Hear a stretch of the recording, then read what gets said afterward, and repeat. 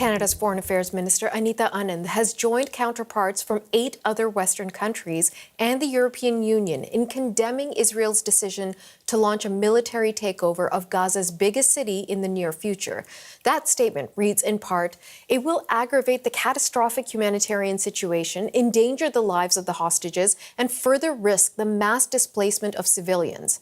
The statement adds Israel's expanded offensive risks violating international humanitarian law and warns any move to annex or settle Gaza City would violate international law.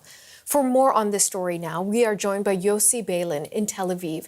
He is a former justice minister of Israel and the architect of the Oslo Accords, which aim to resolve the Israeli-Palestinian conflict through a two-state solution. Mr. Beilin, thank you so much for joining us once again.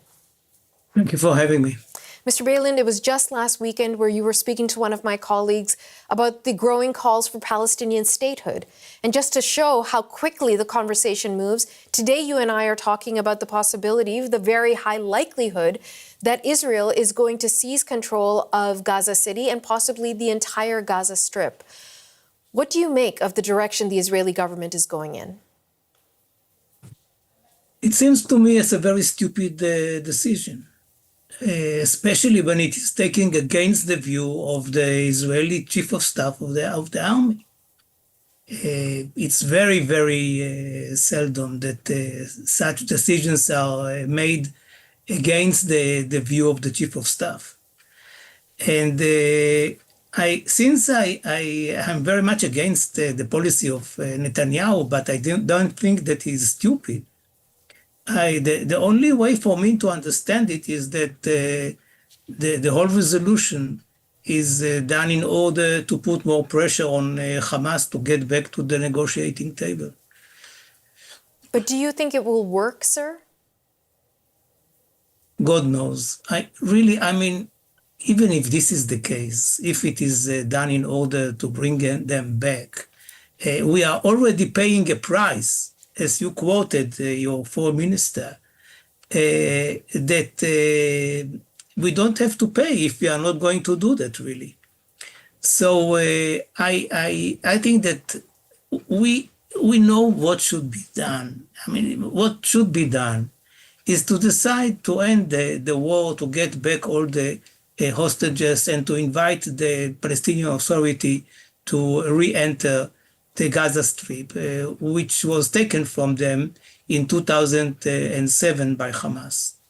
This is something that we can do. They will be helped by the Arab countries, and Hamas will not play any role in the governing of Gaza anymore.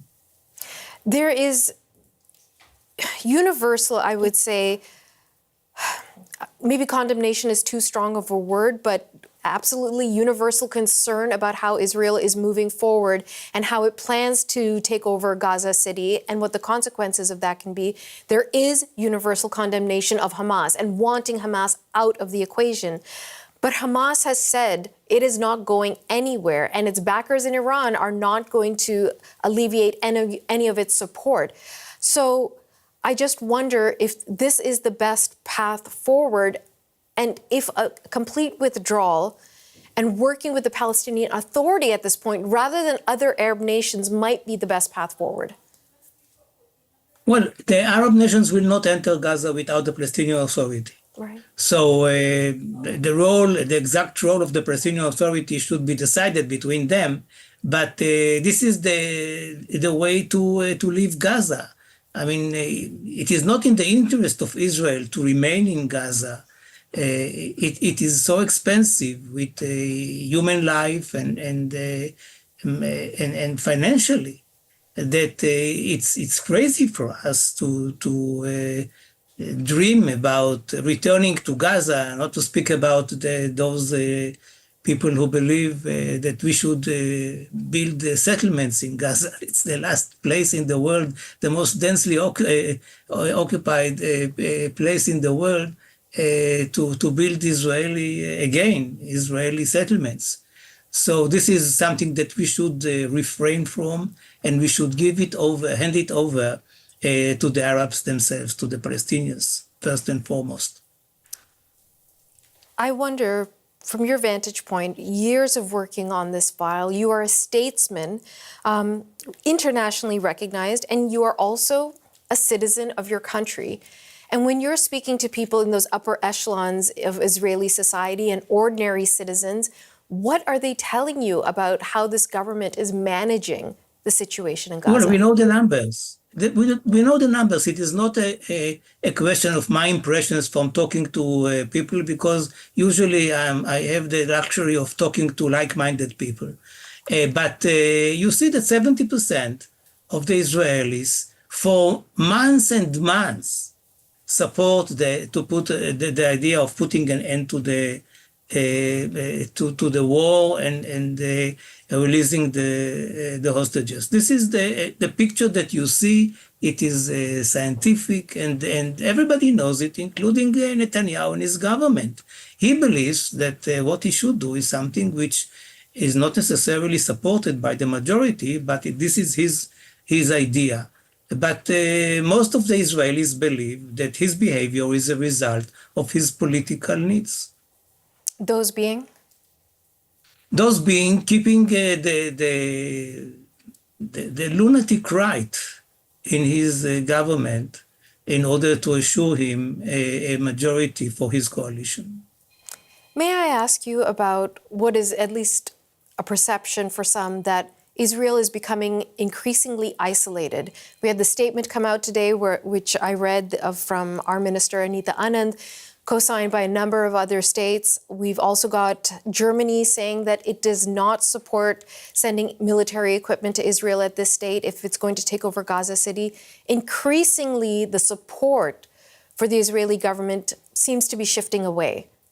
What is that? There is no question. So, but this is an entire nation's reputation on the line, and one man is managing it. So You're right. What happens to Israel once this thing does come to a conclusion? Well, first of all, you are right. For me to watch this situation, which is a precedent, it never happened to Israel this way. Never, ever. It is not that I remember better times and now it is worse. No. Something like that never happened to us. That our prime minister cannot go abroad, actually, because he might be arrested, you know. It's crazy. The only hope is that we have elections, the latest in a year time, a little bit more than a year, and Netanyahu will not be re-elected. If there is a change of government, and the new government takes the right resolutions, the whole attitude of the world will hopefully change in a very, very quick way. Mr. Beilin, the last time I spoke to you, which I believe was several months ago, it was at another critical point in the war in Gaza. I'll ask you again what I asked you then, which is, you having been so instrumental in those Oslo Accords and that sense of optimism and hope at that time that maybe we can all universally find our way out of this, how do you feel that we are at this point right now? I'm not giving up. I'm working, and I'm working now. My mission now is to work on the joint document with my Palestinian interlocutors on an idea of a confederation of Israel and Palestine, which will allow the settlers who would like to live in the future Palestinian state to live where they are. And Palestinians in the same number will be allowed to live in Israel in the same legal status. If this happens, we can remove the biggest obstacle on the way to peace, which is the settlements and the settlers. We're speaking about hundreds of thousands of settlers in the West Bank, and they believe that they succeeded to prevent the two-state solution by living there. If this solution is implemented, then they will not be able to be the obstacle, but they will be allowed to live there if they wish so, rather than in Israel itself. So I'm not giving up. I believe that this is Israel will not be Israel if we don't have an eastern border, and and we will not be Jewish and democratic anymore. We cannot afford it. We cannot afford it. And this is why what we have to do is to find solutions. It is not only a matter of criticizing the government, which is more than legitimate. And what I'm doing and others are doing, it's not just a matter of sanctions and threats. It is also a matter of helping us both, Israelis and Palestinians, to get back to the negotiating table.